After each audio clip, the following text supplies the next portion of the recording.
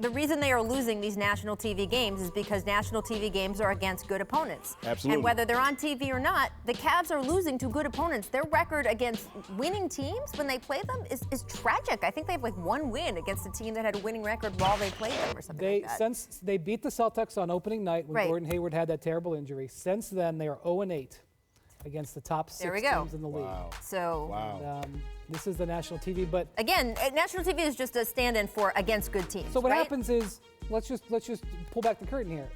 The NBA backloads the national TV matchups till after the main part of the football season, Right. so that everybody's watching basketball. So early in the season, when the Right. Cavs were doing well, they weren't playing some of their premier teams because they weren't on national television. You get to Christmas, all of a sudden, here comes the national TV games. And by the way, you will see them straightforward on until June.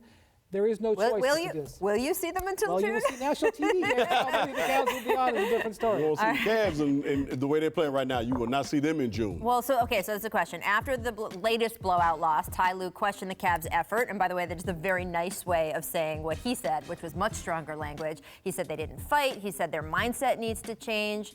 Well, Adrian Wojnarowski had a report right after that saying that Ty's job is safe.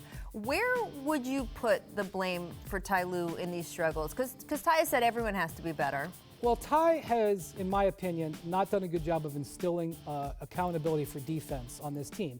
When you're 30th in defense, that's a catastrophe. And for you to have a catastrophe, you have to have several different levels of failures. There's a personnel issue, but Ty has not done a good job in that regard. Other things that are happening with this team, I don't put on Ty's doorstep. He is playing lineups right now that, frankly, I cannot comprehend. He is playing lineups that do not involve his best grouping of players. He is playing lineups that have been incredibly unsuccessful. And it has led me to wonder, is there an ulterior motive for why these lineups are being employed? Is he doing it because they're trying to do something for trade purposes? Is he doing it to keep some egos, handled? He's not playing the lineups that he has played during the season that have been successful. I cannot understand why. I asked him about it directly Saturday night in Cleveland. His answer to me was, if I were to play those lineups that were successful earlier, other guys would not play, and I don't want to go backwards.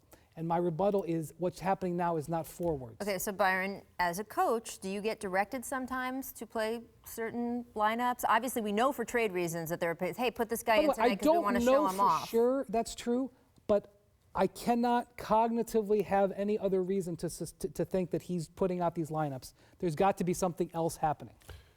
As a coach, I mean, obviously you're going to put out the best lineups you think can help you win basketball games. If I'm Ty, and I'm just saying if I'm Ty because I got 3 years left on about $20 million owed to me, if I'm getting it from somebody else to say you need to play these certain lineups, I'm going to say, I'm going to give you the middle finger and say I'm going to play who I want to play. That's the bottom line because I want to win. As a coach, you want to win, and you're going to do everything in your power to win. So some of the blame, I think, has to go on ownership, and then I think there's some blame that has to go with LeBron James as well. Of course. He is the main figurehead of this basketball team, and as much as he tells everybody that he's just a player, we all know that they talk to him about trades, about free agency, and everything else that has to do with building this team.